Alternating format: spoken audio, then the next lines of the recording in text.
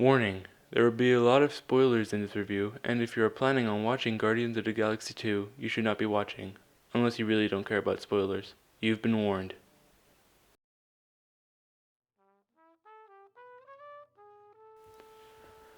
Hi, welcome back to Alex's Reviews, episode 1. Today we're going to be talking about Guardians of the Galaxy 2. And I just gotta say, after I left that theater, I was disappointed. Let me explain why I was disappointed. The movie isn't bad, but it also isn't good. This movie is just kind of which is very weird since the first Guardians of the Galaxy movie is one of my favorite comic book movies. So what happened? They're both written and directed by the same guy.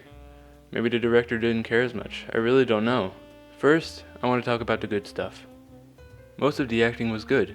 The action was awesome, the CGI was well made, which is obvious since the movie had a big budget. It had some really cool scenes. I especially liked the title sequence, and if you don't really think about it too much, the movie is a fun experience. Sadly, I thought about the movie after I was done watching it, and it kinda ruined it.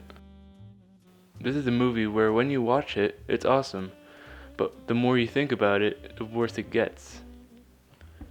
Let's get to the bad things. Number 1. Stupid characters. The Golden People are crap and aren't really funny. They're only there to further the plot. They have this ongoing joke about when they're hunting down the Guardians, they're basically playing an arcade game. Drax, Mantis, Gamora's sister, and Peter's dad, played by Kurt Russell, were bad characters. Drax, aka Batista, is there just to laugh and is also the comic relief. He's also there just to save Mantis at the end. Sure, he can be funny, but if he always uses the same jokes over and over, it gets old really fast. One of the jokes is that Drax always exclaims how Mantis is really ugly. And every time a monster or something is there, he laughs too loud, and he also laughs when someone says something embarrassing or something like that.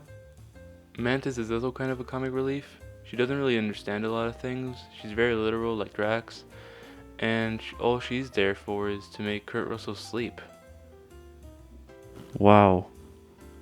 Kurt Russell plays every other character he's ever played and doesn't bring anything to his character. Gamora and Gamora's sister have a small side story.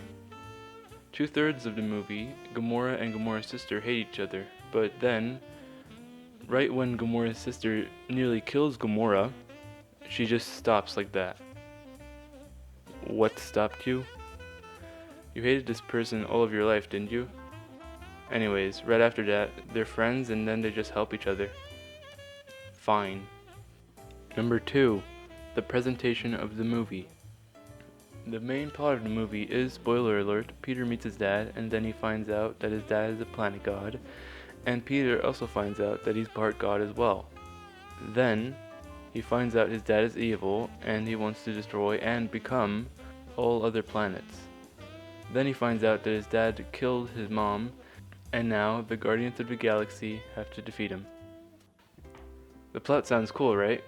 You want to see how the protagonists defeat a literal god. That sounds awesome. But when you watch the movie, the director just tells you what to think and feel.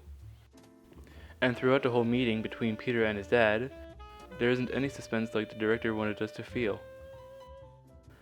For example, when you first see the characters go to Ego's planet, which is Kurt Russell, it looks cool and it looks like an awesome atmosphere, and it feels like that until the director wants us to feel weird about the place. How does he accomplish this, you may ask? Well, one of the characters just says, "There's something I don't like about this place." No! This isn't how you should make the audience feel an emotion. If the director wanted us to feel something, make the bad guy more mysterious or something. Make the environment a bit eerie.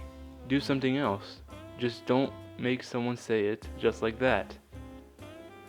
Oh, and the final battle scene happens like 2 or 3 minutes after Kurt Russell says he's evil. Number 3. The villain. The villain in this movie is kinda weak. Sure, he's a god, but he's as stupid as the architect of the Death Star. The Guardians also defeat him like the Death Star.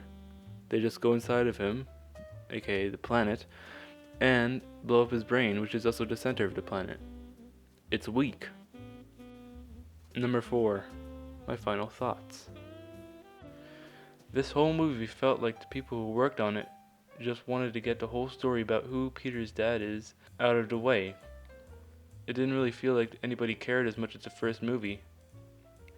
Now for the final thing I did not like. The soundtrack. Granted, some of the songs are awesome and are on my Spotify playlist, but in the first movie I loved every song in the soundtrack, and in this one I only liked 4 of them. In the end, I give this movie a 6 out of 10. That's all for now. Bye.